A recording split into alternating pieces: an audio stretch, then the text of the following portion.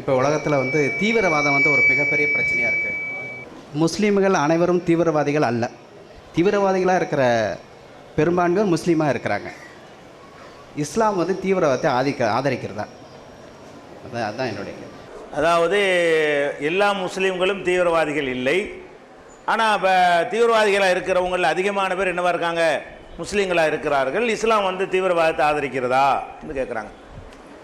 இந்த கருத்தை பொறுத்த வரைக்கும் இந்த ஐயாவுடைய உள்ளத்தில் இருந்த மாதிரி அதிகமான மக்களுடைய உள்ளத்தில் இது இருக்கிறது. ஏன்னா எங்கே பார்த்தாலும் குண்டு வெடிப்புண்டு வருகிறது. அதில் பேர்களை பார்த்தீங்கன்னா முஸ்லீம் பேர் தான் வருது. அதிகமான விஷயங்கள் அப்படி தான் வருகிறது. இதெல்லாம் பார்க்கும்போது முஸ்லீம்களாக தானே எல்லாமே பண்ணிகிட்டு இருக்கிறாங்க. குண்டு வெடிப்பில் மாற்ற ஆட்கள் அதிகமான பேர் என்ன செய்கிறாங்க? இப்படி தானே இருக்கிறாங்க. அப்போ அப்பாவிகளை கொள்கிறாங்க, பெண்களை கொள்கிறாங்க, சிறுவர்களை கொள்கிறாங்க, அவங்க மதத்துக்காரங்களே கொள்கிறாங்க. இதெல்லாம் நடக்கிறதே அப்படிங்கிறத வைத்து பார்க்கும் பொழுது இந்த கேள்வி கண்டிப்பாக வரத்தான் செய்கிறது. அப்போ இதை நம்ம அலசி ஆராய்ந்து இஸ்லாம் என்ன சொல்கிறது, இவங்களுடைய செயலுக்கு இஸ்லாமிய முத்திரை குத்தலாமா, இவங்க ஏன் இந்த மாதிரி செய்கிறார்கள், இதுகளெல்லாம் பிரித்து விவரமாக நம்ம அறிந்து கொள்ள வேண்டும். முதலாவது விஷயம் என்னென்னா, இஸ்லாம் இதை பற்றி என்ன சொல்கிறது. இஸ்லாம்னு சொன்னால் குரானும் நபிகள் நாயகமும். குரானில் என்ன சொல்லப்பட்டிருக்கிறது, எங்களுக்கு வழிகாட்டியாக நாங்கள் ஏற்றுக்கொண்டிருக்கிற நபிகள் நாயகம் இதை பற்றி என்ன சொல்லியிருக்கிறாங்க என்று கேட்டால், ஒரு உயிரை ஒருத்தன் கொலை செய்தானேயானால் அன்னமா கத்தலன் நாச ஜமியா, ஒரு உயிரை கொலை செய்வது உலக மக்கள் அத்தனை பேரையும் கொலை செய்வதற்கு சமம். கொலை என்பது, ஒரு உயிரை எடுப்பது என்பது எப்படிப்பட்ட குற்றமாக எங்கள் மார்க்கத்தில் சொல்லப்படுது என்று கேட்டால், அவ்வளோ பேரையும் கொள்றதும் சரிதான், ஒரு உயிரை கொள்றதும் சரிதான் என்று இவ்வளவு கடுமையான வார்த்தைகளை இஸ்லாம் எங்களுக்கு சொல்கிறது. அதே மாதிரி இப்போ நாங்கள் மறுமை வாழ்க்கைன்னு நம்புகிறோம். மறுமை என்று சொன்னால், இந்த உலகத்தில் நம்ம நல்லவராக வாழ்ந்தால் திரும்ப கடவுள் உயிர்ப்பித்து சொர்க்கத்துக்கு அனுப்புவார், கெட்டவராக வாழ்ந்தோம்னா நரகத்துக்கு அனுப்புவார். இது மறுமை என்று நாங்கள் நம்புகிறோம். உலகத்தை எல்லாம் எல்லா மனிதர்களும் அழிக்கப்பட்ட பிறகு திரும்ப கடவுள் அனைவரையும் உயிர்ப்பித்து எழுப்புவார். எழுப்பி நம்ம அந்த உலகத்தில் எப்படி நடக்கிறோங்கிறது தகுந்தவாறு கூலியோ தண்டனையோ, பரிசோ தண்டனையோ கொடுப்பாரு. அது மறுமை வாழ்க்கைன்னு நம்புகிறோம். சொர்க்கம் நரகம் என்று நம்புகிறோம். இந்த நரகத்தில் ரெண்டு வெரைட்டி இருக்குது. சில பேர் கொஞ்ச நாளைக்கு நரகத்தில் இருந்துட்டு அப்புறம் சொர்க்கத்துக்கு வந்துடுவாங்க, செஞ்ச தப்புக்கு தகுந்தவாறு. சில பேர் நரகத்துக்கு போனால் நரகமே தான், கடைசி வரைக்கும், கடைசியே கிடையாது. உலக வாழ்க்கைன்னா 50 வருஷம் 60 வருஷம் சொல்லிவிடலாம், நம்பர் போட்டு சொல்லிவிடலாம். அந்த வாழ்க்கைக்கு முடிவு இல்லை. நிரந்தர நரகத்துக்கு கொண்டு போய் சேர்க்கக்கூடிய குற்றங்களில் கொலையை இஸ்லாம் சேர்க்கிறது. நீ ஒரு ஆளை கொலை செஞ்சேன்னு சொன்னால் உனக்கு சொர்க்கத்தினுடைய வாடை கூட கிடைக்காது. நரகத்தில் கடவுள் போடுவார், கடைசி வரைக்கும் உனக்கு நரகம்தான் என்று இஸ்லாம் என்ன சொல்கிறது. அந்த கொலைக்கு இதன் கொலை தானே, இந்த தீவிரவாதம் எல்லாமே கொலை தான். அந்த கொலையில் கூட எப்போ நமக்கு அனுமதி இருக்கிறது என்று சொன்னால், ஒரு அரசாங்கத்திற்கு போர்க்களங்களிலையும் தண்டனை வழங்கும் போதும் கொலை செய்யலாம். ஒரு அரசாங்கம் ஒருத்தன் கொலை செஞ்சிட்டான், அவனுக்கு தூக்கு தண்டனை அரசாங்கம் கொடுக்கிறது. இப்போ கொலை தான் அது. ஒருத்தன் கொலை பண்ணிவிட்டான், கொலை பண்ணவனை பிடிச்சி நிரூபிச்சு போட்டு தூக்கு தண்டனைன்னு கொடுக்குறாங்க. தூக்குண்டால கொலை தானே, உயிரை தானே எடுக்கிறோம். இது இஸ்லாத்தில் குற்றம் கிடையாது. ஒரு அரசாங்கம் இதை செய்யலைன்னு சொன்னால் கொலை அதிகமாக நடந்துக்கிட்டே இருக்கும். ஒரு அரசாங்கம் இது கடமை. அரசாங்கம் உயிர் கொலை எடுக்கலாம் ஒரு குற்றச் செயலுக்காக வேண்டி. இந்த குற்றத்துக்கு தண்டனைன்னு கொடுத்தா தான் அது திருந்து வாங்க அப்படின்னு இருந்தால் அரசாங்கம் செஞ்சிக்க இது அனுமதி இருக்கிறது. அதே மாதிரி போர்க்களங்களில் ஒரு 2 நாட்டுக்கு சண்டை நடக்கிறது. சண்டை நடக்கும்போது நாங்கள் உயிரை கொல்ல மாட்டோம் கையை கட்டிட்டு நின்றா இந்தியாவை அவன் முடிச்சுட்டு போயிடுவான், பாகிஸ்தான்காரன் உள்ள வந்துடுவான். அப்போ போர் நடக்கும்போது என்ன பண்ணி அவன் நம்மளை கொள்றதுக்கு பிளான் பண்ணுற மாதிரி நம்மளும் என்ன செய்யணும், அவனை கொள்றதுக்கு பிளான். போர்னால கொள்றது தானே, போருண்டால கொள்ற வேலை, அஜெண்டாவை கொள்றது தானே. அப்போ போரில் உள்ள ஒரே வேலை என்னது, கொலை செய்தல் தான். அப்போ போர்க்களங்களில் கொலை செய்வதற்கு உலகத்தில் எல்லா மார்க்கங்களையும் மதங்கள்லையும் அனுமதி இருக்கிறது, எல்லா நாட்டு சர்வதேச சட்டங்களையும் அனுமதி இருக்கிறது, இஸ்லாத்தில் அனுமதி இருக்கிறது. இந்த மாதிரியான கொலைகளுக்கு அனுமதி இருக்கிறது. அதே மாதிரி தற்காப்பு, நம்ம பாட்டு போயிட்டு கத்தி எடுத்து குத்த வர்றான், நான் சும்மா இருந்தால் என்னை குத்தி கொண்டுருவான், பிடிங்கி அவனை குத்திட வேண்டியதான். இது இந்திய சட்டத்திலையும் உண்டு. இந்தியாவுடைய சட்டத்திலையும் ஒரு பெண்ணு தன்னை கற்பை காத்துக் கொள்வதற்காக உயிரை காத்துக் கொள்வதனை கொலை பண்ணிட்டான் நிரூபிச்சிட்டான்னு சொன்னால் அவளுக்கு தண்டனை கொடுக்க மாட்டாங்க, கொலையாளி அவள் கருதப்பட மாட்டாள். இந்தியாவிலையும் அதான், உலக நாட்டிலையும் அதான், இஸ்லாத்திலையும் அதுதான். அப்போ இந்த மாதிரி இந்த 3 கொலை தான். தற்காப்புக்காக கொள்வது, போர்க்களங்களில் அரசாங்கம் கொள்வது ஒரு குற்றவியல் சட்டத்தில் தண்டனையாக உயிரை எடுப்பது. இதை தவிர ஒரு உயிரை கொலை செய்தானேயானால் அவனுக்கு கிடைக்கிற இடம் நரகம், நிரந்தர நரகம். அவன் முஸ்லீம் இல்லைன்னு அர்த்தம். முஸ்லீம்னா அவனுக்கு சொர்க்கம் கிடைக்கணும். இவனுக்கு சொர்க்கத்துக்கே போக இயலாதுன்னு இஸ்லாம் சொல்லுகிறது என்று சொன்னால் எவ்வளவு கடுமையான ஒரு போக்கை இஸ்லாம் இதை கை கொள்ளுதுன்னு வச்சுக்கணும். அதில் போர்க்களத்தில் கூட என்ன விதிமுறை என்று சொன்னால், நபிகள் நாயகம் ஒரு போரில் ஈடுபடுறாங்க. போர் முடிஞ்ச பிறகு பார்க்குறாங்க சில பெண்கள் கொல்லப்பட்டு கிடக்கிறாங்க. பெண்களும் போர்க்களத்துக்கு வந்திருக்கிறாங்க. இதை கூட மாட ஹெல்ப் பண்ண ஒத்தாசைக்கு வருவாங்க இல்லையா, மருத்துவத்துக்கு தண்ணி வசதிக்கு அதுக்காக கூட்டிகிட்டு வருவாங்க. 2 அணிகளையும் வருவாங்க. அப்போ அதை பார்த்தோம் நபிகள் நாயகம் சொன்னாங்க, போர்க்களத்தில் கூட பெண்கள், சிறுவர்கள், முதியவர்கள், மதகுருமார்கள் இவங்கள கொல்லக்கூடாது. போர்க்களத்து தொழுகணத்துக்கு பூஜை செய்யறதுக்கு 4 சாமியாரை கூட்டு வந்திருப்பாங்க, 4 பாதியரை கூட்டு வந்திருப்பாங்க. அவங்களெல்லாம் பிரித்து விட்டுறணும், அவங்கள கொல்லக்கூடாது. போர்க்களத்தில் என்ன வேணாலும் செய்யலாம். இது உலகத்தில் எந்த நாடும் சொல்லவே இல்லை இப்படி பிரித்து. போர்க்களத்தில் கூட இந்த மாதிரி நெறிய கையாள வேண்டும். போர்க்களத்தில் நீ ஒரு நாட்டுக்குள்ளே போர் செய்தால் பொது சொத்துக்களை சேதமாக்கக்கூடாது, மரங்களை வெட்டக்கூடாது, குடிநீரை நாசப்படுத்தக்கூடாது. அந்த காலத்தில் செஞ்சாங்க. ஒரு நாட்டை ஜெயிச்ச உடனே யானையை விட்டு என்ன செய்கிறது, குடிநீர்களை எல்லாம் வீணாக்குறது, பயிர் பச்சையில் நாசமாக்குறது, பெண்களை எல்லாம் கவர்ந்துட்டு ஓடி போயிடுறது. இந்த மாதிரி எல்லாம் பல நாடுகளில் நடந்துச்சு. சங்க காலத்து போர்களை எடுத்து பார்த்தா நீங்கள் சங்ககால தமிழ் இலக்கியங்களில் கூட இது மாதிரிலாம் நீங்கள் பார்க்கலாம். அதெல்லாம் நபிகள் நாயகம் தடுக்கிறாங்க, அப்படிலாம் செய்யக்கூடாதுன்னு சொல்லி. இதுதான் இஸ்லாம் எங்களுக்கு சொல்லக்கூடிய ஒரு விஷயம். இப்போ என்னன்னு கேட்டால், முஸ்லீம்களாக இருக்கிறவனை என்ன பண்ணுறான்னு கேட்டால் குண்டு வைக்கிறான். குண்டு வச்சு என்ன செய்யறான், பல அப்பாவிகளை போய் எதையெல்லாம் நபிகள் நாயகம் தடுத்தாங்களோ அதை செய்கிறான். எதையெல்லாம் குரான் தடுத்திருக்கிறது அதை செய்கிறான். இதை செய்யும் பொழுது நம்ம என்ன பண்ணுறோம்னு கேட்டால், இது இஸ்லாத்தோட ஊடகங்கள் சம்மந்தப்படுத்துகிறாங்க. அவனுக்கு இஸ்லாமிய கலரை கொடுத்து முஸ்லீம் தீவிரவாதின்னு ஒரு பேரை போட்டு என்ன செய்கிறாங்க, சம்மந்தப்படுத்திடுறாங்க. ஆனால் நீங்கள் நல்லா புரிஞ்சுக்கிறேன்னு, இந்த செயலில் ஈடுபடுறதுல 99% இயக்கத்தவர்களோ நபர்களோ இஸ்லாத்திற்காக இதை செய்வது கிடையாது. இஸ்லாமியர்கள் என்கிற ஜாதி இன உணர்வில் இதை அவர்கள் செய்யவில்லை. அதனால்தான் இவர்களால் கொல்லப்படுறவர்கள் முஸ்லீம்களாக இருக்கிறார்கள். முஸ்லீம்களை பள்ளிவாசல் கொண்டு வைப்பான, அதாவது மத துவேஷத்தில் செய்கிறவனா இருந்தால் அவன் என்ன செய்யணும்னா, புத்தர்களை போய் கொல்லணும், கிறிஸ்தவர்களை போய் கொல்லணும், இந்துக்களாக இருக்கிற இடத்துல போய் கொல்லணும். பாகிஸ்தான்லையும் மற்ற நாடுகள்லையும் கொல்லப்படுற எல்லா கொல்றவனும் முஸ்லீமாக இருக்கிறான், சாவுறவனும் முஸ்லீமாக இருக்கிறான். குண்டு பள்ளிவாசலோட வைக்கிறான். பெருநாள் தினத்தில் பள்ளிவாசலில் குண்டு வைக்கிறான்னா நம்ம குண்டு வச்சவன் முஸ்லீம்னு பார்க்குறோம். செத்தவன் யாரு, அவனும் முஸ்லீம், நல்ல முஸ்லீம். தொழுகைக்கு வரவன் நல்ல முஸ்லீமாக தானே இருப்பான். தொழுகை போக்குவரத்துக்கு வரக்கூடியவன் ஒரு நல்ல முஸ்லீமாக தானே இருப்பான். அப்போ கொல்லப்பட்டவன் நல்ல முஸ்லீமை கொள்றாங்களே, அப்போ இஸ்லாத்துக்கு இவன் செய்யலை. இவன் செய்வது இஸ்லாத்திற்கு அல்ல, இஸ்லாத்துக்கு எதிரான ஒரு வேலை இவன் செய்கிறான். அதில் விளங்கலையா?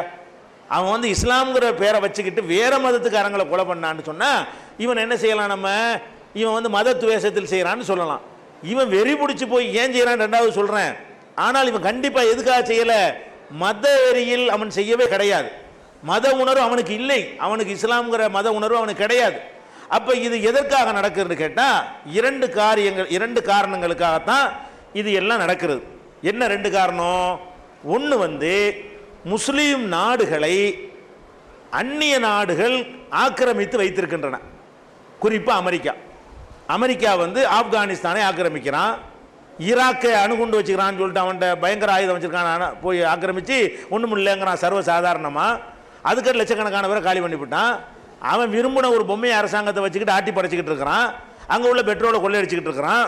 அப்போ இந்த அமெரிக்காவுடைய ஆதிபத்தியத்தினால முஸ்லீம் நாடுகளில் என்ன செய்யப்படுகிறது, இப்போ என்ன செய்யறான், அடுத்து ஈரானை குறி வச்சுக்கிட்டு இருக்கிறான். ஒவ்வொரு இந்த லிபியாவில் போய் என்ன செய்யறான், அங்கே கூட்டு நேட்டோ படைன்னு வச்சுக்கிட்டு, அது ஒரு நாடு அவங்க பார்த்துக்கிறாங்க இருக்குன்னு, இவன் நேட்டோ படைன்னு படையை அனுப்பி என்ன செய்யறான், அந்த நாட்டையும் கைப்பற்ற பார்க்குறான். இப்படி உலகத்தில் உள்ள முஸ்லீம் நாடுகளையா குறி வச்சு அமெரிக்காக்காரன் என்ன செய்யறான், ஆக்கிரமித்து வைத்திருக்கிறான். இப்போ அங்கே உள்ள மக்கள் என்ன செய்யறாங்கன்னா, அமெரிக்காவை எதிர்க்கணும், அமெரிக்காவுக்கு ஆதரவாக இருப்பவர்களை எதிர்க்கணும். அப்போ நாட்டில் அந்நியன் இருக்கக்கூடாது என்று தேச விடுதலை போராட்டமாகத்தான் அதை அவர்கள் செய்கிறார்கள். செய்கிறவன் முஸ்லீமாக இருக்கிறான், முஸ்லீம் என்பதற்காக அதை செய்யவில்லை, இஸ்லாம் என்பதற்காக அதை செய்யவில்லை. இப்போ புரிந்து கொள்வதாக இருந்தால், நம்ம நாடு வெள்ளைக்காரங்காலத்தில் அடிமைப்பட்டு கிடந்தது.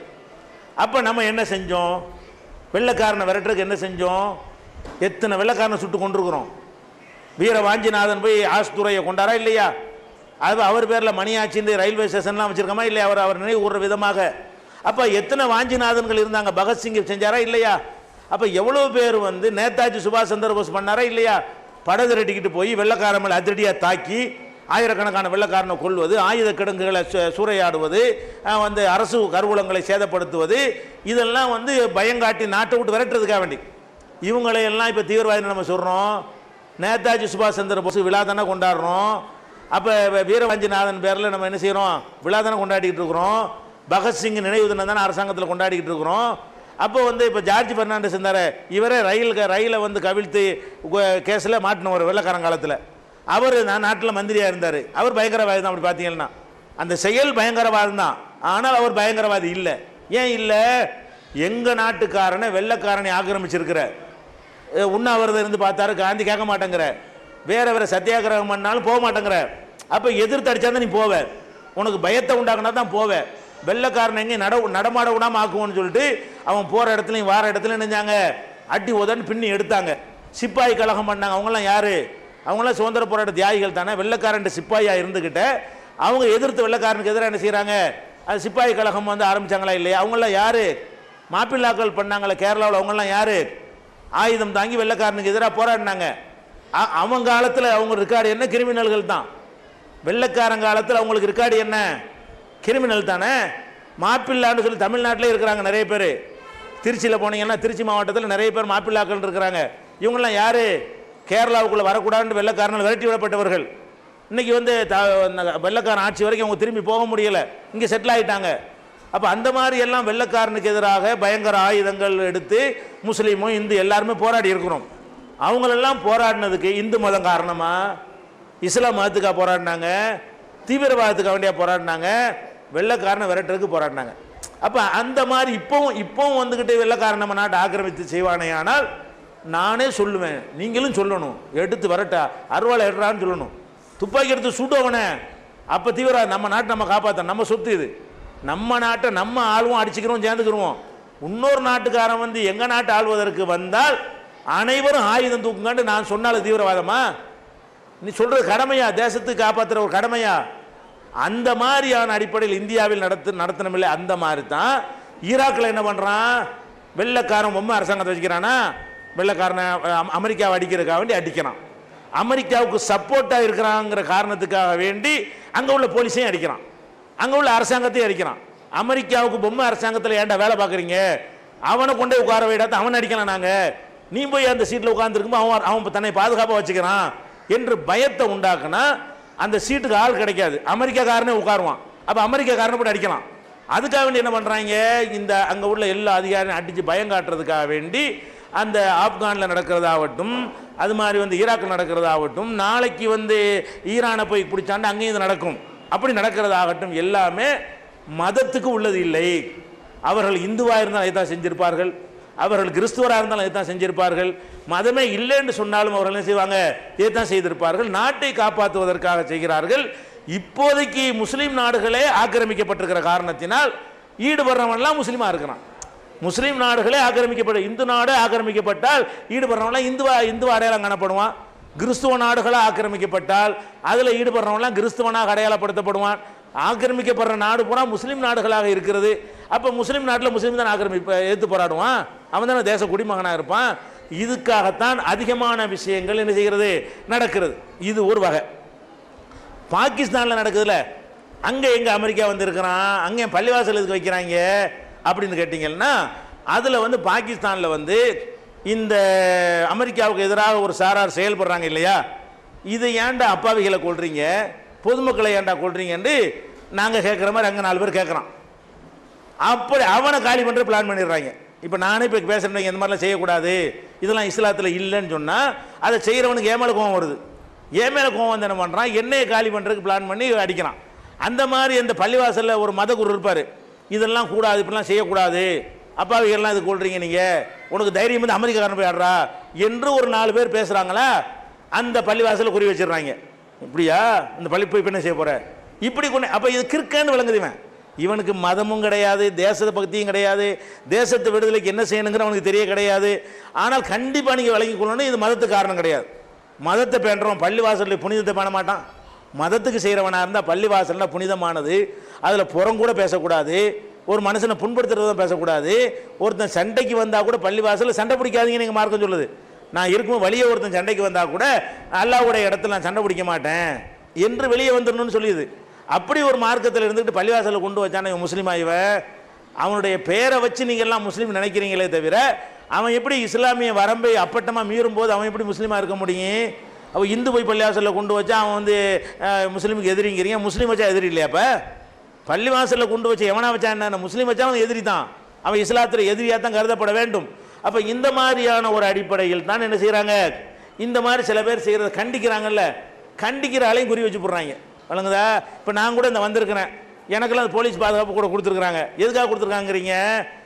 இந்த மாதிரி கிறுக்கணுங்களாக தான் கொடுத்துருக்காங்க. நம்ம கேட்கல, இந்த மாதிரி கிறுக்கணுங்களை நான் எதிர்த்து பேசுறதுனால ஏன்டா இந்த மாதிரிலாம் பண்ணுறீங்க, இஸ்லாத்தின் பேரை கெடுக்குறீங்கன்னு சொல்லி பேசுகிறோமா? அதுக்கு என்ன நமக்கு பிளான் பண்ணி வச்சுக்கிறாங்க போல இருக்குது. அதுக்காக என்ன செய்கிறாங்க, கூட ஆள் அனுப்பி விட்டுருக்குறாங்க. இதுதான் இருக்குது. முஸ்லீம் சமுதாயம் வந்து இதை ஆதரிக்கலை. நல்லா விளங்கிக்கிறேன், இதை ஃபஸ்ட்டு புரிஞ்சுக்கிறேன்னு. அவங்க நடத்துறதெல்லாம் இஸ்லாத்திற்கு இல்லை, இந்த விளங்கிக்கிறேன். அதே நேரத்தில் வந்து எல்லா மதத்திலையுமே தீவிரவாதம் செய்கிறவன் இருக்கத்தான் செய்கிறான். முஸ்லீமில் இருக்கிற மாதிரி முஸ்லீம் ஜாஸ்தியாக இருக்கிற காரணம் இப்போதைக்கு ஜாஸ்தி ஆக்கிரமிக்கப்படுறது. வேறு நாடு ஆக்கிரமித்து அவன் அப்படி இருப்பான். மற்றவங்க செய்யாமல் இருக்கிறாங்கனால செய்கிறாங்க. இந்தியாவை எடுத்துக்கிட்டிங்கன்னா காஷ்மீரில் முஸ்லீம்கள் இந்த மாதிரி அரசாங்கத்துக்கு எதிராக ஆயுதம் தாங்கி போராடுறாங்க. இந்த மாதிரி வேலையெல்லாம் நடத்தி கொண்டிருக்கிறார்கள். அது ஒன்று தான் நடக்கிறதா? அஸ்ஸாமில் நடக்கலையா? மேகாலயாவில் நடக்கலையா? பீகாரில் நடக்கலையா? ஆந்திராவில் நடக்கலையா? பல மாநிலங்கள் நக்சலைட்டுடைய கையில் இன்னைக்கு இருந்துட்டு இருக்கு. பல மாநிலங்களில் உல்ஃபா தீவிரவாதிகளுடைய ஆதிக்கத்தில் இருந்து கொண்டிருக்கிறது. இவர்கள் செய்ததை விட, காஷ்மீரில் செய்ததை விட அதிக சேதத்தை ஏற்படுத்தி கொண்டிருக்கிறார்கள். அவங்க என்ன தீவிரவாதி? அவங்க ஏதோ ஒரு மதத்துக்காக தானே இருப்பாங்க. அவங்க இதுலேயே மதத்தை சேர்க்க மாட்டேங்கிறாங்க. எல்லா மதத்திலையுமே இந்த மாதிரி ஆயுதம் தாங்கி போராடக்கூடியவன் இருக்க. எவன் நசுக்கப்படுறானோ, எப்போ ஆயுதம் தாக்குறான் தெரியுமா? ஒரு ஒடுக்கப்பட்ட சமுதாயமாக இருப்பான். அவன் நிலத்தை எல்லாம் மிராசுகள் பறிச்சுக்கிடுவாங்க, கூலி கொடுக்க மாட்டாங்க, அடிமை மாதிரி வேலை வாங்குவாங்க, அவனை போய் சித்திரவதை பண்ணுவாங்க. போலீஸுக்கு போனால் போலீஸும் உடந்தையாக இருப்பான், கலெக்டர் போனால் அவனும் உடந்தையாக இருப்பான். நமக்கு எங்கேயும் நீதி கிடைக்காதுன்னு என்ன செய்வான், ஒரு அசம்பிள் பண்ணிக்கிட்டு எர்ரா கத்திய எர்ரா துப்பாக்கின்னு சொல்லிட்டு போலீஸை கொள்ளு, கலெக்டரை கொள்ளு, மிராசெல்லாம் கொள்ளுன்னு இதான் நக்சலைட்டுங்கிறது. நியாயம் கிடைச்சிட்டா வரமாட்டான். எந்த வகையிலும் நியாயம் கிடைக்காதுன்னு நினைத்தால் அவன் எந்த மதத்துக்காரனாக இருந்தாலும் எந்த ஜாதிக்காரனாக இருந்தாலும் நம்ம சாவத்தான் போகிற 4 பேர் சாவடிச்சுட்டு சாவுவோம் என்கிற நிலைக்கு ஒரு அரசாங்கம் தள்ளுமையானால் அப்போ தீவிரவாதம் உண்டாகுமே தவிர அது மத தீவிரவாதம் கிடையாது. அதே மாதிரி தான் இதையும் புரிஞ்சுக்கிறேன்னு. எல்லாத்தையும் எப்படி புரியணும்னா, மதத்துக்கு செய்கிறவனா தான் எதுக்கு பள்ளியாசல் வைக்கிறான், அது நீங்கள் விளங்கிக்கணும். அதே நேரத்தில் வந்து இன்னொரு விஷயத்தை நீங்கள் விளங்கணும். என்னன்னு கேட்டால், இந்தியாவில் நடந்த குண்டு வெடிப்புகள் காஷ்மீரை விட்டு விட்டு எடுத்து பார்த்தீங்கன்னா, இந்த குண்டு வெடித்தவொன்னு என்ன செய்வாங்கன்னா பேப்பரில் போட்டுருவாங்க, லஷ்கர் தையிபா, ஜெய்ஷே முகமது, அந்த முகமது இந்த முகமதுன்னு போட்டு என்ன செய்வாங்க, ஒரு இஸ்லாமிய பேரை போட்டு இவங்க தான் அதை செஞ்சாங்கன்னு பேப்பரில் போட்டுறாங்க. எப்போ ஒரு துப்புமே தொடங்கி இருக்காது, நடந்து அரை மணி நேரம் கூட ஆயிருக்காது, குண்டு அப்போ தான் வெடிச்சிருக்கேன், மாலை பத்திரிக்கையில் அட்ரஸ் வரைக்கும் போட்டுருவான், இன்னார் தாண்டு. அப்போ இந்த மாதிரி போட்டுறாங்களா, அப்படி மக்கள்கிட்ட என்னவாயிருது, பதிஞ்சு போய் விடுகிறது. ஆனால் இந்த நடந்த குண்டு வெடிப்புகளில் எல்லாம் இப்போ லேட்டாக என்ன கண்டுபிடிக்கிறாங்க, ஆரம்பத்தில் முஸ்லீம்னு சொல்லிவிட்டாங்க, லேட்டாக என்ன கண்டுபிடிக்கிறாங்க, இப்போ என்ன கண்டுபிடிச்சிருக்கிறாங்க, 13 குண்டு வெடிப்பில் வந்து ஒரே ஒரு மும்பை குண்டு வெடிப்பில் மட்டும்தான் முஸ்லீம் டிக்ளேர் பண்ணி அவன் செஞ்சான், இந்த கலவரத்தினால பதிலடின்னு சொல்லிட்டு செஞ்சான். இங்கே தமிழ்நாட்டில் கோவையில் ஒன்று செஞ்சான். இந்த 2 தவிர அனைத்து குண்டு வெடிப்புகள்லையும் இப்போ என்ன கண்டுபிடிச்சிருக்கிறான்னு கேட்டால் அந்த சங் பரிவாரத்தை ஆளுங்க செஞ்சுருக்கிறாங்க. இப்போ அஜ்மீர் குண்டு வெடிப்பு யார் பண்ணா, அவங்க தான் செஞ்சுருக்கிறாங்கன்னு கண்டுபிடிக்க. மாலைக்கான் குண்டு வெடிப்பு யார் செஞ்சா, நடந்த அன்னைக்கு முஸ்லீம், நடந்த அன்னைக்கு பேப்பரில் பேர் என்னது, முஸ்லீம் செஞ்சான்னு பேர் வருது. கடைசியில் கண்டுபிடிக்கிறது யாரு, ஒரு சாமியார், ஒரு பெண் சாமியார், பிரக்யா சிங் என்ற ஒரு சாமியாரும், அதே மாதிரி அபினவ் பாரத் ஒரு இயக்கத்தை வைத்துக்கொண்டு முன்னாள் இராணுவ தளபதிகளும் இந்நாள் இராணுவ தளபதிகளும் அங்கேருந்து ஆர்டிக்ஸ் இராணுவத்திலும் திருடிக்கிட்டு வந்து வெடிகுண்டு தயாரித்து அவங்க தான் வெடிகுண்டு வச்சாங்கன்னு கண்டுபிடிச்சி இப்போ தளபதியிலேருந்து முன்னாள் தளபதியில் இருந்து அந்த சாமியார் வரைக்கும் அசிமானந்தா சாமியாரில் இருந்து பிரக்யா சிங்கில் இருந்து இப்போ ஜெயிலில் கம்பி எண்ணி கொண்டிருக்கிறார்கள். அது ஸ்டாம்பு சைஸில் வருது. நடந்த அன்னைக்கு பெரிய ஃபுல் சைஸு முஸ்லீம் தீவிரவாதின்னு பேப்பர் போட்டு விட்டுறான்.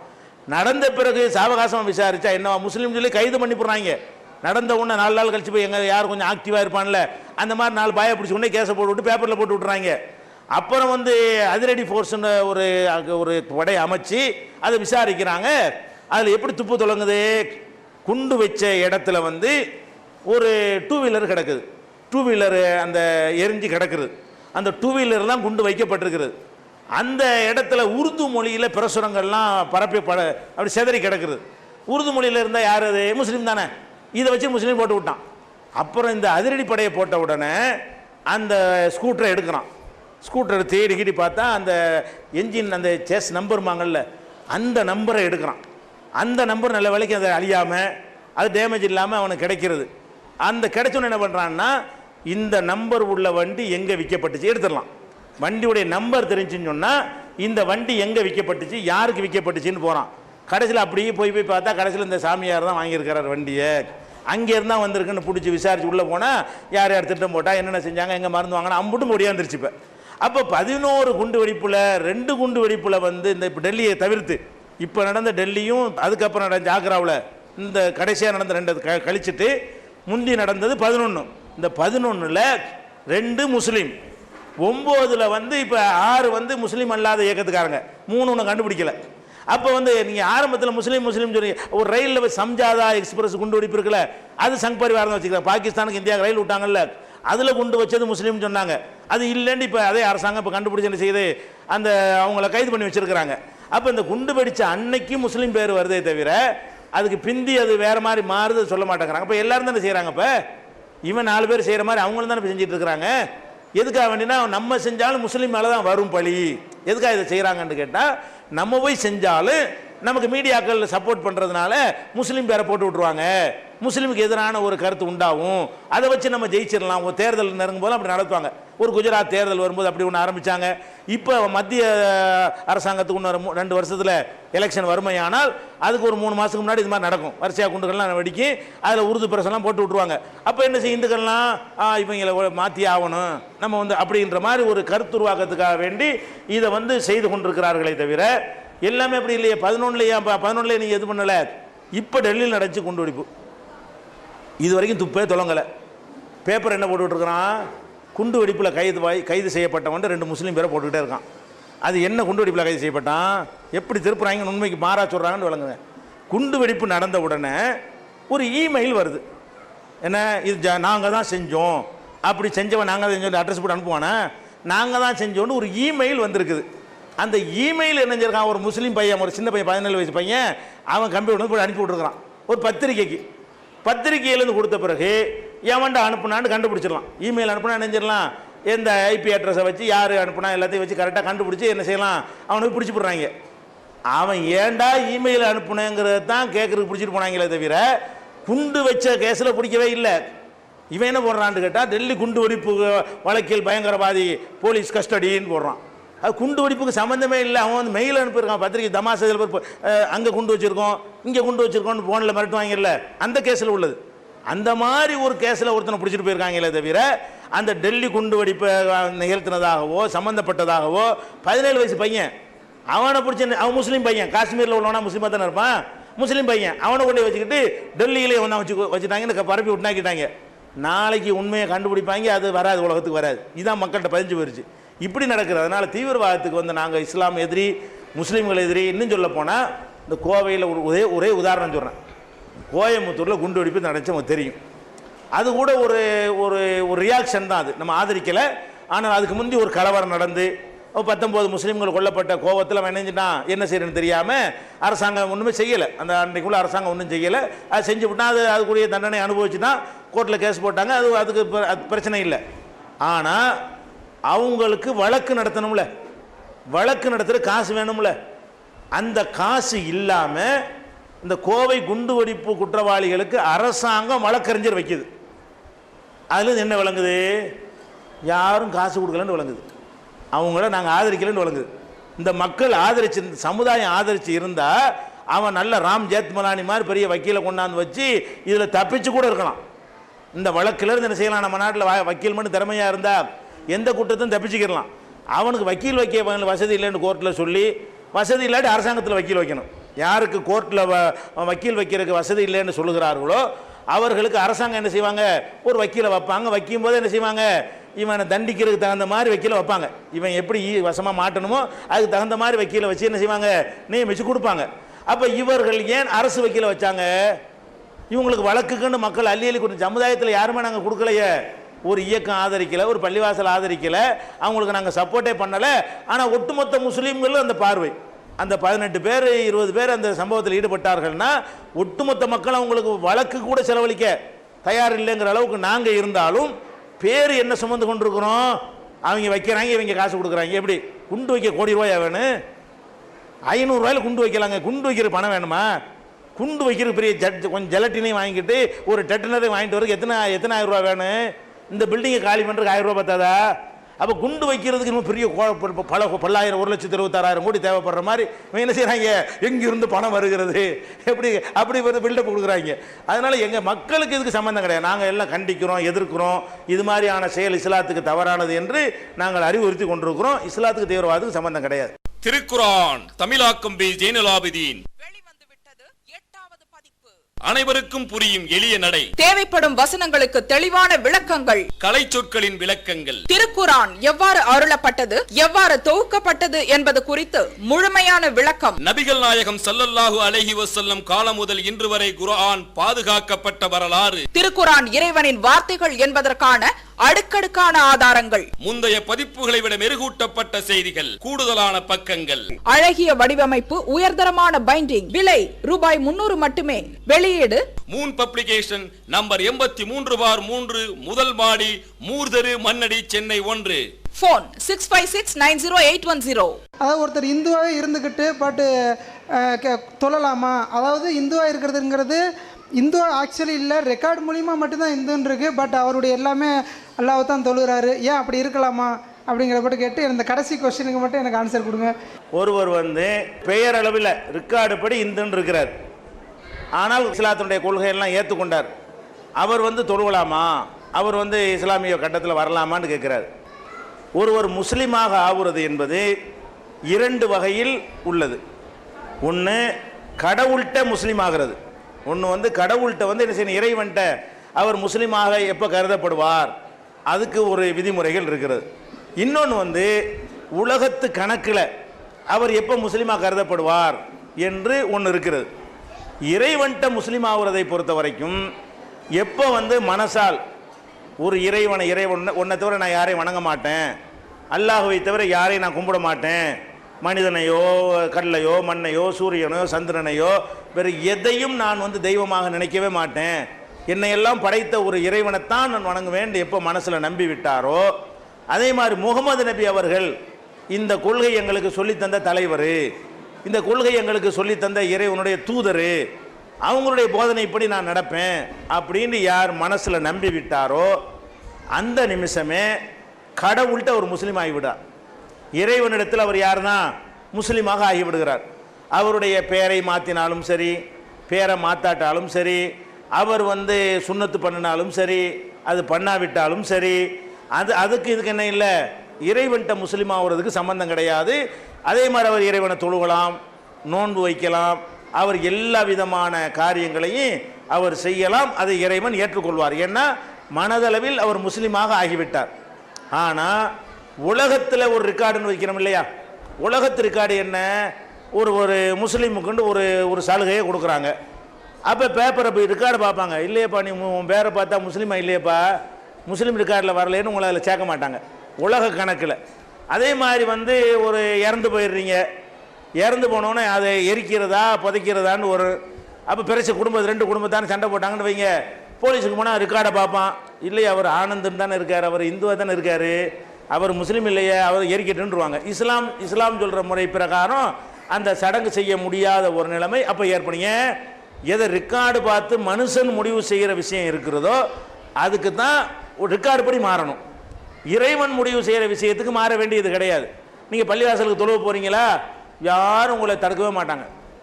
நீங்கள் யாரும் என்ன செய்ய மாட்டாங்க, பள்ளிவாசலுக்கு தடுக்க போகும்போது நீ இஸ்லாம் ஆனதுக்கு சர்டிஃபிகேட் கொண்டான்னு கேட்கவே மாட்டாங்க. அது சர்டிஃபிகேட் வச்சு தான் உள்ளே வரணும்னு கிடையாது. யாருக்கு எனக்கே சர்டிஃபிகேட் இருக்கா, யாருக்கு சர்டிஃபிகேட் இருக்குது, இஸ்லாம் ஆனதுக்கு சர்டிஃபிகேட்லாம் கிடையாது. அதனால வந்து யார் வேண்டாலும் பள்ளிவாசலுக்கு வந்து என்ன செய்யலாம், நீங்கள் அதை நம்பணும், மனசார ஒரு இறைவனை தான் வணங்கணும் என்று நினைத்தால் நீங்கள் உங்களுடைய பெயரில் இருந்து கொண்டு நீங்கள் என்ன செய்யலாம், தாராளமாக வந்து பள்ளிவாசலுக்கு வரலாம், தொழுவலாம், ஒரு பிரச்சனையும் வராது. எப்போ பிரச்சனை வரும் என்று கேட்டால், இப்போ முஸ்லீமுக்கு இடஒதுக்கீடுன்னு கொடுக்குறாங்க. இடஒதுக்கீடுன்னு கொடுக்கும்போது நீங்கள் போய் நான் முஸ்லீம் இடஒதுக்கீடுன்னு கேட்டீங்கன்னா அரசாங்கத்துக்கு என்ன வேணும், பேப்பர் காட்டணும். அரசாங்கத்துக்கு என்ன செய்யணும், நீ முஸ்லீம்னா என்னப்பா என்ன ஆதாரப்பான்னு கேட்பாங்க. அப்போ அஃபிடவிட்டுக்கு போடணும். ஒரு நோட்டரி பப்ளிக் முன்னாடி போய் நான் மனப்பூர்வமாக இஸ்லாத்தை ஏற்றுக்கொண்டு சர்டிஃபிகேட் வச்சுருந்தீங்கன்னு சொன்னால் அப்போ என்ன செய்வாங்க, முஸ்லீமுக்குரிய அந்த கோட்டாவில் உங்களை சேர்த்துக்குருவாங்க. ஜனத்தொகை கணக்கெடுக்க வர்றாங்க, மக்கள் தொகை எடுக்கிறாங்க, அதில் வந்து கேட்பாங்க நீங்கள் என்ன ஏதுன்னு சொல்லி. அப்போ அதுக்கு என்ன செய்வாங்க, நீ முஸ்லீமுக்குரிய பேர் வேறு மாதிரி இருக்குது, என்ன ஆதாரம்னு இப்போ கேட்பாங்க. கேட்டாங்கன்னா அப்போ காட்ட வேண்டியிருக்கும். இதுக்குத்தான் வந்து ரெக்கார்டு வேணுமே தவிர அது இல்லைன்னு, அது தேவையில்லைன்னு நினைத்தீர்களே ஆனால் நீங்கள் உங்கள் பேரில் இருந்து கொண்டே இந்த நம்பிக்கையில் உண்மையாளராக இருக்கணும். அல்லாஹ் ஒரு பக்கம் வணங்கிட்டு அடுத்து வேற ஒன்று வணங்கிடக்கூடாது. அல்லாஹ் வணங்கினாலே வேற எதையும் வணங்கவே கூடாது. இதில் நீங்கள் உறுதியாக இருந்தீர்களே ஆனால் நீங்கள் யாராக இருந்து கொண்டும் என்ன செய்யலாம், பள்ளிவாசலுக்கு வரலாம். சுன்னத்து பண்ணினா தான் தொழுவணும்னு எங்கள் மார்க்கத்தை, அது சிறந்த ஒரு காரியமே தவிர அது இருந்தால் தான் தொழுவணுங்கிறது கிடையாது. பேரை மாற்றினா தான் முஸ்லீம் ஆகுவான் என்பது கிடையாது. அது நம்மளா மார்க்கத்தில் சொல்லப்பட்டதும் கிடையாது. நடைமுறையில் இப்படி மாற்றிக்கிட்டு இருக்கிறோம். இஸ்லாமிய சட்டப்படி என்ன செய்ய வேண்டியதில்லை, அரபியில் தான் பேரை மாற்றணும் என்கிற மாதிரி எந்த ஒரு சட்டமும் குரான்லையும் இல்லை, நபியும் சொல்லலை. வழக்கத்தில் என்ன செய்யணும், அப்போ தான் முஸ்லீம்னு தெரியும். ராமசாமின்னு சொன்னால் முஸ்லீம்னு தெரியாதுல்ல, அதுக்காக வேண்டி நம்மளா மாற்றிக்கிறது தானே தவிர மார்க்க சட்டப்படி அப்படி எந்த ஒரு ரூலுமே கிடையாது. அந்தந்த பேரில் இருந்து கொண்டு கூட ஒருத்தர் முஸ்லீமாக இருக்க அந்த நம்பிக்கை தான். இறைவனை தவிர யாரையும் வணங்க ஒரு இறைவன், அதில் உறுதியாக இருக்கணுங்கிறது தான் விஷயம். இஸ்லாம் என்ன சொல்லியிருக்குன்னா, ஒரு ஆண் பெண் உருவாக்குனேன், அதிலிருந்து தான் எல்லா மக்களும். அப்படி இருக்கும்போது இந்து கிறிஸ்துன்னு எந்த ரெண்டு மதம் உருவாச்சு. இஸ்லாமிய நம்பிக்கை பிரகாரம் உலகத்தில் கடவுள் நேரடியாக படைத்தது ஒரு ஆணையும் ஒரு பெண்ணையும் தான். கடவுள் முதல்ல படைத்தது ஒரு ஆண் ஒரு பெண்ணு தான். அவங்களேருந்து பல்கி பெருகி தான் நம்ம எல்லாருமா இருக்கிறோம். நீங்கள் இந்துவாக இருங்க, நீங்கள் முஸ்லீமாக இருங்க, கிறிஸ்துவராக இருங்க, நம்ம எல்லாருமே யார்கிட்ட வந்தால்தான் ஒரே தாய் தந்தையர் வழியாக வந்த சகோதரர்கள் என்று இஸ்லாம் சொல்லுகிறது. இப்போ நம்ம ஒரு 700 கோடி மக்கள் இருக்கிறோன்னு வைங்களேன். ஒரு 1000 வருஷத்துக்கு முன்னாடி இவ்வளோ இருந்திருப்போம், இருந்திருக்க மாட்டோம். ஒரு 100 கோடியாக இருந்திருப்போம். இன்னொரு 1000 வருஷத்துக்கு முன்னாடி போனீங்கன்னா 10 கோடியாக இருந்திருப்போம். இன்னும் கொஞ்சம் முன்னாடி போனீங்கன்னா 5 கோடியாக இருப்போம், 1 கோடியாக இருப்போம், 100 இருப்போம், 50 இருப்போம், 25 இருப்போம், 2ல் போய் முடிஞ்சிடும். இப்படியே குறைச்சிக்கிட்டே போனால் என்ன ஆயிரும், அப்படி 2ல் போய் முடிஞ்சிடும். அந்த 2 பேரில் இருந்து தான் நம்ம எல்லாருமே வந்திருக்கிறோம் அப்படின்னு சொல்லுது. அப்போ அந்த சகோதரர் என்ன கேட்குறாருன்னா, அப்போ ஒரு தாய் தந்தையர் வழியாக நம்ம எல்லாரும் வந்திருக்கும் போது எல்லாம் ஒன்று இந்தாவே இருந்துடலாம். அவங்க இந்துவாக இருந்தால் நம்மளும் இந்தாவே இருந்துடலாம். அவங்க முஸ்லீமாக இருந்தால் நம்ம எல்லோரும் முஸ்லீமாக இருந்துடலாம். அவங்க கிறிஸ்தவராக இருந்தால் நம்மளும் கிறிஸ்தவராக இருந்துடலாம். நம்ம ஏன் இப்படி ஆனோம், ஒரு தாய் தந்தையர்லேருந்து நம்ம பிறந்திருக்கும் பொழுது இத்தனை குரூப்பாக எதுக்கு ஆனோன்னு கேட்குறாரு. எதுக்கு ஆனோன்னு சொன்னால் இது ரொம்ப சிம்பிள், அவ்வளவுக்குலாம் நீங்கள் போக வேணாம். இப்போவே நீங்கள் பார்க்கலாமே அதை. இப்போ ஒரு தாய் தந்தைக்கு 4 பிள்ளை 4 இருக்கானா இல்லையா? ஒரு தாய் தந்தைக்கு பிறந்த 4 பிள்ளையில் ஒரு பையனுக்கு கிறிஸ்தவ மார்க்கம் பிடிச்சி கிறிஸ்தவனாக போயிடுறான், ஒரு பையனுக்கு முஸ்லீம் மார்க்கம் பிடிச்சி முஸ்லீமாக போயிடுறான், ஒரு பையனுக்கு வந்து கடவுளை இல்லைங்கிற மாதிரி அந்த மாதிரி அவன் போயிடுறான், ஒருத்தன் வந்து கோயிலில் போய் குருவாக இருக்கிறான். ஒரு தாய் தந்தைக்கு தான் பிறந்தாங்க. ஒரு தாய் தந்தைக்கு பிறந்தாலும் மூளை எல்லாருக்கும் தனித்தனி. மேற்று என்னது, கடவுள் வந்து சிந்திக்கிற திறனை மூளையையும் தனித்தனியாகத்தான் படைத்திருக்காரே தவிர ஒரு தாய்க்கு பிறந்ததுனாலேயே அதே கொள்கையில் அப்படியே இருப்பார்கள் என்று மனிதனை கடவுள் என்ன செய்யலை, படைக்கவே இல்லை. அப்போ நம்மளா மனிதன் என்ன செய்வான், ஒரே தாய் தந்தைக்கு பிறந்திருக்கும் போது அந்த பிள்ளைகளில் 2 பேர் 2 விதமாக இருந்திருப்பான். இப்போ தாண்டு கிடையாது, அவருக்கு நேரடியாக பிறந்த பிள்ளை இருக்குமே, அதுலேயே 4 பேர் இப்படி போயிருப்பான், 4 பேர் அப்படி போயிருப்பான். அப்போ நம்ம நீங்கள் இப்பவும் பார்க்கலாம், ஒரு தாய் தந்தைக்கு பிறந்தவங்கள ஒருத்தன் ரொம்ப ஒழுக்கமானவனாக இருப்பான், ஒருத்தன் 1 நம்பர் தருதலையாக இருப்பான், அப்பன் பேரை கெடுக்கிறதுக்கு பிறந்திருப்பான். பார்க்குறமா இல்லையா? ஏன் ஒரு தாய் தந்தை தான் 2 பேரும் பிறந்தாங்க. இவனுக்கு ஆத்தா அம்மா ஒரே ஆள் தான், அவனுக்கு ஆத்தா அம்மா ஒரே ஆள் தான். இவன் வந்து குடிக்க மாட்டேங்கிறான், அவன் குடிக்கிறான். இவன் விசாரம் பண்ண மாட்டான், விசாரம் பண்ணுறான். இவன் படிக்கிறான், இவன் படிக்க மாட்டேங்கிறான். இவன் ஊர் சுற்றுறான், அவன் வந்து என்ன செய்யறான், பொருளாதாரத்தை திரட்டுறான். இப்படியான 2 பிள்ளைய நீங்கள் பார்க்குறீங்களா இல்லையா? பார்க்குறீங்க. அதே மாதிரி அறிவுள்ள நீங்கள் பார்க்குறீங்க, ஒருத்தன் வந்து 100 மார்க்காக எடுப்பான், ஒரு தாய் தந்தைக்கு பிறந்தவன். இன்னொருத்தர் எல்லாத்துலேயும் கோழி மிட்டை வாங்கிட்டு வருவான். ஒரு பிள்ளை வந்து கோழி மிட்டை வாங்கிட்டு வர்றான், ஒரு பிள்ளை என்ன செய்கிறான், எல்லாத்துலேயும் மார்க் ரொம்ப வாங்கிட்டு வர்றான். ஏன்? அப்படித்தான் ஒரு தாய் தந்தைக்கு பிறந்தோமே தவிர அதே சிந்தனையை அப்படி வார்த்தெடுத்து கொண்டவர்களாக வாரிசுகள் இருப்பது கிடையாது. எனக்கு பிறந்த பிள்ளையே 4 வகையாக இருக்கும் பொழுது அவருக்கு பிறந்த பிள்ளை 4 வகையாக இருக்கும். அந்த 4 வகைக்கு பிறந்த 40 வகையாக இருக்கும். அந்த 40 வகைக்கு பிறந்த 4000 வகையாக இருக்கும். அந்த ஒரு காரணத்தினால தான் நம்ம என்ன செய்கிறோம், அப்பப்போ என்னென்னலாம் வருதோ அதை சிந்திக்கிறோம். இது பிடிச்சா இதை எடுத்துக்கிறோம், அது பிடிச்சா அதை எடுத்துக்கிறோம், அது பிடிச்சா அதை எடுத்துக்கிறோம். இப்படியான ஒரு காரணத்தினால தான் என்ன செய்கிறது. இப்போ கிறிஸ்தவ மார்க்கம் இயேசுநாதர் வந்தார், அவர் மார்க்கத்தை சொன்னார், அது பிடிச்சவங்க அதை போய் ஏற்றுக்கிட்டாங்க. முகமது நபி ஒரு மார்க்கத்தை சொன்னாங்க, பிடிச்சவனே ஏற்றுக்கிறது. அப்படி பிடிச்சி ஏற்றுக்கிட்டமே தவிர பிறந்ததுனால என்ன செய்யாது, கொள்கை கோட்பாடு இப்படி மாறாமல் தலைமுறையாக வரும் என்பதற்கு உத்தரவாதம் கிடையாது. அதுதான் அடிப்படையான காரணம். சூஃபிக்கள் என்பவர்கள் யார்? அவர்கள் இஸ்லாத்தில் ஒரு பிரிவினரா அல்லது அதற்கு எதிரானவர்களா? அதை பற்றிய தங்கள் கருத்துக்களை கேட்க விரும்புகிறேன். சூஃபிசம் என்று ஒரு சித்தாந்தம் இஸ்லாத்திற்குள்ளே முஸ்லீம்கள் இஸ்லாத்தின் பெயரால் இருந்து கொண்டு இருக்கிறது. இந்த சூஃபிசம் என்று சொன்னால் அதை சுருக்கமாக சொல்வதாக இருந்தால் ஏறக்குறைய துறவரம்னு சொல்லுவாங்க இல்லையா, துறவரம், எஸ்கேபிசம், எல்லாத்தையும் மட்டும் ஓடுறது, எஸ்கேப் ஆகி ஓடுறது. எனக்கு பொண்டாட்டி வேணாம், பிள்ளை வேணாம், ஊர் வேணாம், உலகம் வேணாம், அது வேணாம், காடோ செடியோன்னு என்ன செய்கிறது, எஸ்கேப் ஆகி போகிற இந்த சித்தாந்தத்துக்கு பேர் தான் சூஃபிசம் என்று சொல்கிறாங்க. இது இஸ்லாத்துக்கு எதிரானது. இஸ்லாத்தை பொறுத்த வரைக்கும் ஒரு மனிதன் எந்த ஒரு காரணத்தினாலையும் குடும்ப வாழ்க்கையை விட்டு விலகவே கூடாது. அவன் மனைவி மக்களோடு தான் வாழணுமே தவிர கல்யாணம் பண்ணாமல் என்ன செய்யக்கூடாது. அவனுக்கு ஆண்மை இல்லை, முடியலைங்கிறதுனால வேண்டால் அப்படி இருக்கலாம், அது குற்றமாகாது. அவனுக்கு அந்த உணர்வுகள் இருக்கிற வரைக்கும் அவன் கண்டிப்பாக குடும்ப வட்டத்துக்குள்ளே தான் இருக்கணும். யார் திருமணம் செய்யவில்லையோ அவன் என்னை சேர்ந்தவன் இல்லை. சூஃபிசம் சொல்கிறார்கள், திருமணம் செய்யாமல் கடவுளுக்காக என்ன செய்யணும், நம்மளை அர்ப்பணிக்க வேண்டும் என்று சொல்கிறார்கள். அதே மாதிரி பொருளாதாரத்தை திரட்டுவது ஒரு முஸ்லீமுடைய கடமை. ஏன்னா இஸ்லாத்தில் எங்களுக்கு ஜக்காத்துன்னு ஒரு கடமையும் இருக்கிறது. காசை சம்பாதிச்சா தான் ஜக்காத்தை கொடுக்க வேணும். அப்போ பொருளாதாரத்தை வெறுக்கணுங்கிறது இஸ்லாத்தின் கொள்கை கிடையாது. பணத்தை நேர்மையாக திரட்டுங்கன்னு இஸ்லாம் சொல்லுதே தவிர திருடாதே, மோசடி பண்ணாதே, கலப்படம் பண்ணாதே, சூதாட்டம் பண்ணாதே, கேடான பொருள்களை விற்று சம்பாதிக்காதே, அடுத்தவன் பொருளை இப்படியான கண்டிஷன் இருக்கே தவிர காசு சம்பாதிச்சு சேர்த்து வைக்கிறதுக்கு தடை இருக்கான்னு கேட்டால் தடையில் எவ்வளோ கோடின்னு வச்சுக்கலாம். எனக்கு சக்தி இருக்குமையானால் நான் சம்பாதிச்சு பல கோடிகளுக்கு அதிபதிகளாக ஆகலாம். இவங்க என்ன சொல்லுவாங்க, அந்த சூஃபிசம்ங்கிறவங்க, அதெல்லாம் இல்லை, கடவுளுக்காக எல்லாத்தையும் நெஞ்சிருன்னு அறுத்துறன்னு, காசு பணத்தையெல்லாம் சேர்த்து வைக்கக்கூடாது, ஒன்றுமே பணத்தாசையெல்லாம் இருக்கக்கூடாதுங்கிறாங்க. இதெல்லாம் பெண்ணாசை, மண்ணாசை, பொருளாசைங்கிறாங்க இல்லையா, இதெல்லாம் இருக்கக்கூடாதுங்கிறாங்க. இருக்கக்கூடாதுங்கிறது நடைமுறைக்கு சாத்தியமில்லாத தத்துவம். இருக்காமல் எவனும் இருக்க முடியாது. இந்த மாதிரி போனவங்கெல்லாம் கண்டிப்பாக மாட்டிடுறாங்க. பெண்ணாசை இல்லைன்ட்டு போவாங்க. கடைசியில் என்ன ஒழுங்காக கல்யாணம் பண்ணால் கண்ணியமாச்சு இருந்திருப்பாங்க. கடைசியில் அந்நிய வேறு பொம்பளைகிட்ட விளையாடி மாட்டிக்கிட்டு என்ன செய்கிறான், அசிங்கப்பட்டு போகிற காட்சியெல்லாம் பார்க்குறோம். இதெல்லாம் சாத்தியம் இல்லை. இயற்கையாக கடவுள் ஒரு உணர்வை கொடுத்துருக்காருன்னு கேட்டால் அதுக்கு சரியான முறையில் அதுக்கு தீர்வு காணணுமே தவிர கடவுளுக்காக நான் ஆணை நாட மாட்டேன், பெண்ணை நாட மாட்டேன், இதெல்லாம் நடக்கவே நடக்காது. எவன் சொன்னாலும் ஒரு கட்டம் இல்லாட்டி ஒரு கட்டம் அவன் சிலிப்பாகி போயிடுவான், பேர் கெட்டு போயிடும், கடைசியில் அசிங்கப்பட்டு தான் நிற்க வேண்டியிருக்கும். இல்லறம் தான் இஸ்லாம் என்ன செய்கிறது, வலியுறுத்துகிறது. சூஃபிசம் என்ன செய்கிறது, ஆடென்றும் மாடென்றும் வீடென்றும் தேடென்றும் ஆண்டவனை மரப்பாக்குவாள். இப்படி படிச்சிருக்காங்க. இந்த குணங்குடி மஸ்தான் மாதிரி சில சூஃபிசம்னு சொல்லக்கூடியவர்கள்லாம் இப்படி படிக்கிறாங்க. எப்படி கல்யாணம் பண்ணு வைக்கி, ஆடு மாடு வீடு தேடுன்னு பொம்பளை சொல்லுவானாம். ஆடென்றும் மாடென்றும் வீடென்றும் தேடென்றும் ஆண்டவனை மரப்பாக்குவாள், ஆண்டவனை மறக்க வச்சு விடுவா. அந்த நாரிகள் ஆசை வை தையையோ வையத்தில் பெண் கொண்ட பேர்பட்ட பாட்டையும் கேட்டையும் பேசுவோமே நெஞ்சமேங்கிறார். அதாவது கல்யாணம் பண்ணிட்டு படுற ஒருத்தன் படுற பாட்டையும் கேட்டையும் பேசுவோம் அப்படின்னு சொல்லிட்டு இப்படியெல்லாம் பெண்களை திட்டுவது, பெண்கள்ங்கிற படைப்பு கேவலமான, இதெல்லாம் சூஃபிசமுடைய சித்தாந்தம். இது இஸ்லாத்துக்கு எதிரான ஒரு கருத்தை முஸ்லீம்களில் சில பேர் இஸ்லாத்தின் பெயரால் நுழைச்சி விட்டாங்க. இதுக்கு குரானில் இதுக்கு அனுமதி கிடையாது. ப்ராஃபட் நபி அவர்கள் இதை என்ன செய்யலை, அனுமதிக்கலை. இன்னும் சொல்ல போனால் குடும்ப வாழ்க்கையில் இருக்கிறவன் தான், சமூகத்தில் இருக்கிறவன் தான் அதிக நன்மை செய்ய முடியும். இது காட்டுக்கு போயிட்டான்னு வைங்க, அவன் ஒன்றா நம்பர் சுயநலவாதியாக தான் இருப்பான்.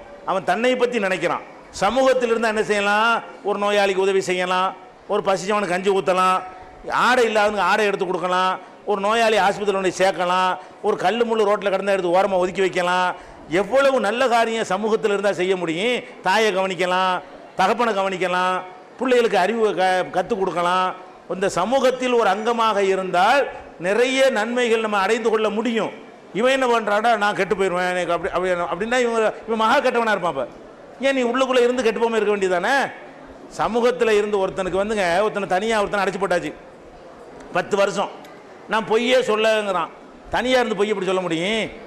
தனியாக இருந்து நான் திருடவே இல்லைங்கிறான். இதை ஆதாரமாக எடுத்துக்கொள்வது மக்களோட மக்களாக இருந்து பொய் சொல்லாமல் இருக்கணும். அவன் தான் பொய் சொல்லலைன்னு அர்த்தம். மக்களோட மக்களாக இருந்து ஆசையை வெல்லணும், சரியான முறையில் ஆசையை தீர்த்து கொண்டு தப்பான வழியிலேருந்து என்ன செய்யணும், ஜெயிக்கணும். அவன் ஜெயிச்சிட்டான்னு சொல்லலாம். அப்போ இவனை தனியாக கொண்டே நாங்கள் காட்டில் போய் இருந்துக்கிட்டு இவர் கோல் சொல்லவில்லை, இவர் புறம் பேசவில்லை, இவர் திருடியது இல்லைன்னா விட்டு பார்த்து அப்படி செஞ்சிருவோன்னு பயந்தாரம் ஓடி போயிருக்கிறான் இவன். இந்த மாதிரி இந்த சமூகத்தை விட்டு எஸ்கேப் ஆகி போகக்கூடிய இந்த சித்தாந்தத்தை இஸ்லாம் அதை ஒழிக்கத்தான் வந்தது. நபிகள் நாயகம் அவர்கள் இதையெல்லாம் ஒழித்து கட்டுவதற்கு வந்தே சொல்லியிருக்கிறார்கள். அதனால் சூஃபிசம் என்பது இஸ்லாம் கிடையாது, இஸ்லாத்துக்கு எதிரானது. கணேசமூர்த்தியின் பேர். அதாவது இப்போ இந்து மதத்தில் பல விஷயங்கள் இருக்குது. அதில் குறிப்பாக பார்த்தோம்னா பெண்கள் குங்குமம் வைப்பது, அந்த மஞ்சள் பலவிதமான வைப்பாங்க. ஏன் அப்படி கேட்டிங்கன்னா அந்த நெத்தியில் நெத்தி பொட்டை சக்தி இருப்பதாக எல்லாத்துக்கும் ஐதீகம், பொதுவாக எல்லாத்துக்கும் தெரியும். அப்படி இருக்கும்போது இப்போ இந்து பெண்கள் வெளியே போகும்போது அல்லது கடைக்கு போகும்போது எங்கே போகும்போது மனித குலத்தை சேர்ந்த ஆண்கள் ஒட்டுமொத்தமாக அவர்கள் பார்க்கிறார்கள், இயல்பாக பார்க்கிறாங்க. இயல்பாக பார்க்குறது ஒரு காதல் பார்வை வச்சுக்கலாம், சாதாரண பார்வை. அந்த ஒரு அழகான பெண்கள் போகும்போது அவர்களை சற்று உற்று நோக்குவார்கள். அப்பொழுது அந்த காதல் பார்வை காம பார்வையாக மாறுகிறது.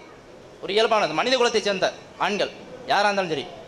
அப்படி பார்க்கும்போது அந்த இந்து மத பெண்கள் நெற்றியில் அந்த குங்குமம் வைக்கிறவங்க அதாவது மனித குலத்தை சேர்ந்த ஆண்கள் பார்க்கும்போது காமப்பாறை பார்க்கும்போது அதை தடுக்கிறது என்கிறது இந்து மதம். அதாவது காமப்பாறை பார்க்கும்போது அதை தடுக்கிறது, அதனால் அந்த பலவிதம் நன்மைகள் உண்டு அப்படின்னு இந்து மதம் சொல்கிறது. இப்போ இஸ்லாமிய பெண்கள் உடை அணிகிறார்கள், அவங்க நெத்தியில் எதுவும் வைக்க மாட்டாங்க. அவங்க நெத்தியில் அந்த சந்தனத்திலான ஜோதி வடிவலான வைக்கலாம், இல்லை நட்சத்திரமான அம்சமான வைக்கலாம்னு சொல்லி ஒரு கருத்தை நான் வேண்டுகோளை வைக்கிறேன். இல்லை வைக்கிறதுக்கு உண்டான சாத்தியக்கூறு இருக்கிறதா? அதாவது வெளியே பெண்கள் செல்லும் பொழுது அவங்கள அந்நிய ஆண்கள் பார்த்து என்ன செய்கிறாங்க, தவறான எண்ணங்களுக்கு விடுகிறார்கள். அதை தடுப்பதற்காக நெத்தியில் பெண்கள் என்ன செய்கிறாங்க, அந்த பொட்டு வைத்து கொண்டார்களேயானால், திலகம் வைத்து கொண்டார்களேயானால் அவங்கள அதை என்ன செய்யுது, அந்த காமப்பார்வையிலிருந்து தடுக்கிறது. அந்த மாதிரி எங்களில் இருக்கிற மாதிரி முஸ்லீமில் அது மாதிரி வைக்கிறது இல்லை, அதை வச்சா என்ன அப்படின்னு கேட்குறாரு. ஆனால் இந்து மதத்தில் அந்த சகோதரர் சொன்ன மாதிரிலாம் சொல்லப்படலை.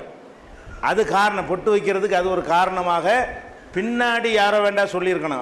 அப்படி இருந்தால் இளம்பெண்கள் தான் அந்த கன்னி பெண்கள் அவங்களெல்லாம் வைக்கணும். பொட்டுங்கிறது எதுக்குன்னு கேட்டால், சரி கணவனை ஒரு பெண்ணை இழந்துட்டாங்க, விதவையாக போயிட்டாங்க, இளம்பெண்ணு ஒரு 20 வயசு இளம்பெண்ணு, புருஷன் இறந்துட்டா வைக்கலாமா? அவங்களையும் தானே பார்ப்பாங்க, கவர்த்தனை செய்யும். அதுதான் காரணமாக இருந்தால் அந்த இளம் விதவைகளாக இருந்தாலும் வைக்கணும்னு சொல்லியிருக்கும் அந்த மதத்தில். இந்து மதத்தில் என்ன செய்கிறாங்கன்னா, கல்யாணம் பண்ணினா தான் வைக்கணும், விதவை வைக்கக்கூடாது என்று சொன்னால் இந்த காரணம் இல்லைன்னு விளங்கி போச்சு. இந்த காரணமாக இருந்தால் இளம் விதவை சொன்னோன்னு இருங்க, இளம் விதவைகள் இருக்காங்களே, இளம் விதவைகள் அழகாத்தானே இருப்பாங்க. அவங்க அழகான முறையில் இருக்கும் பொழுது அவங்களையும் யாரும் பார்த்துடக்கூடாதுன்னா அது ஒரு கவசமாக இருக்கும் என்றால் அப்படி சொல்லியிருப்பாங்க. அது மதத்தினுடைய புராண அந்த டெக்ஸ்ட் மேற்கோளோடு உங்களுக்கு அதை நிரூபிக்க இயலாது. அதாவது நீங்களாக யாராவது சொல்லியிருப்பாங்களே தவிர இந்த புராணத்தில் அப்படி இருக்கிறது, இந்த காரணம் இப்படி இருக்குதுன்னு சொல்ல முடியாது. நம்மளாக கற்பனை பண்ணி சொன்ன காரணம். அதுக்கு நீங்கள் ஆதாரம் இருந்தால் என்ன செய்யணும், எந்த நூலில் எந்த இந்து மதத்தினுடைய ஆத்தண்டிக்கான புஸ்தகத்தில் அது இருக்குதுன்னு என்ன செய்யணும் சொல்லணும். அது ஒரு விஷயம். ரெண்டாவது இது தடுக்குங்கிறது தப்பு.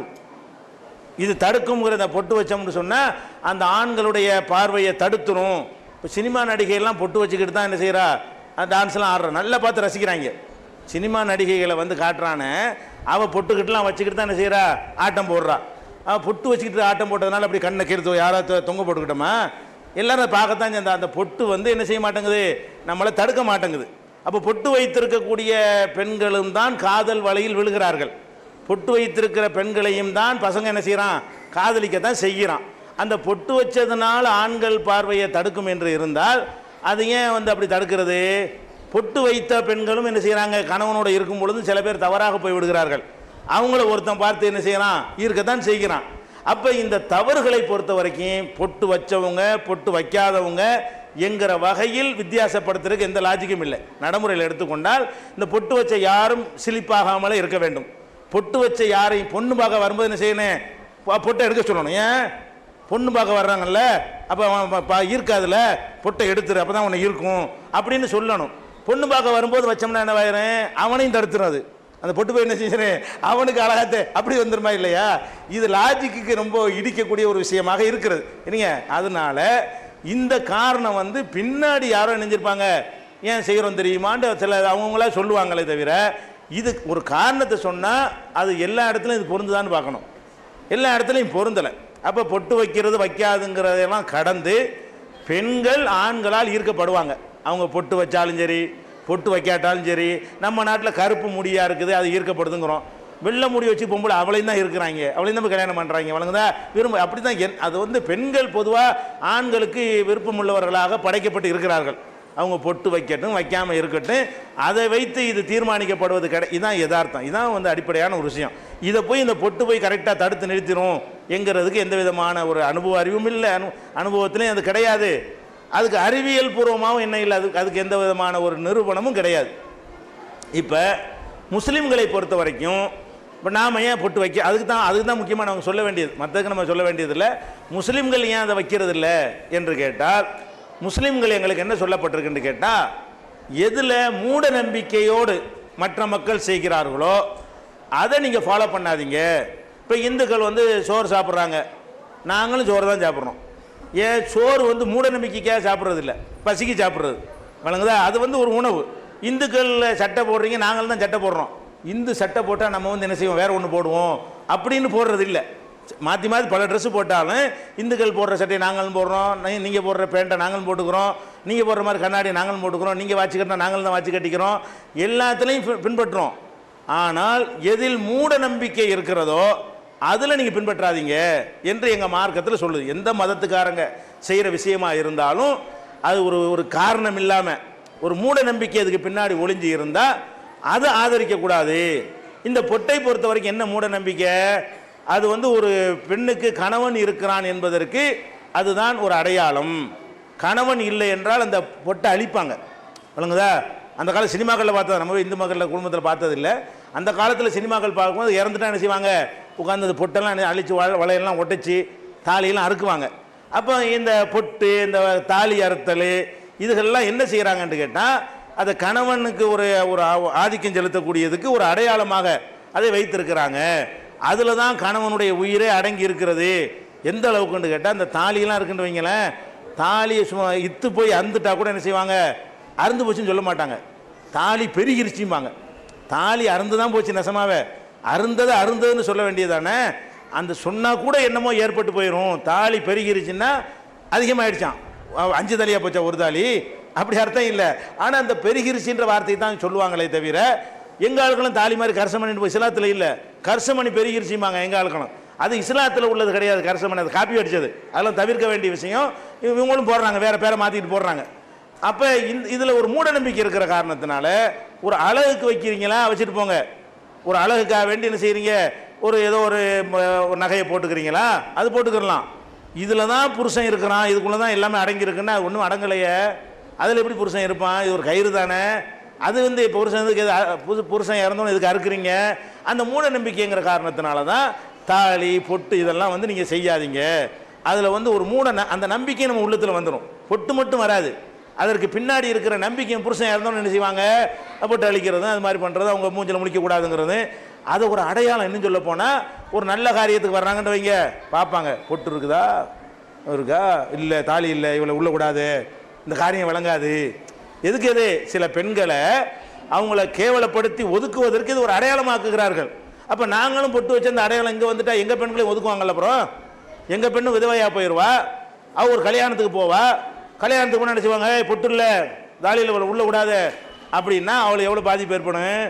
அந்த மாதிரிலாம் இல்லாமல் இங்கே இன்னும் எடுத்துக்கிறங்க, பங்களாதேஷுக்கு போங்க, முஸ்லீமும் பொட்டு வைக்கிறாங்க, இந்துவும் வைக்கிறாங்க. பங்களாதேஷுக்கு போனீங்கன்னா, மேற்கு வங்காளத்தை 2ஆக பிரித்து பங்களாதேஷ் இருக்குல்ல, அங்கே முஸ்லீம் பெண்களும் பொட்டு வைப்பாங்க, அங்கே மற்றவங்களும் முஸ்லீம் தான் மெஜாரிட்டி.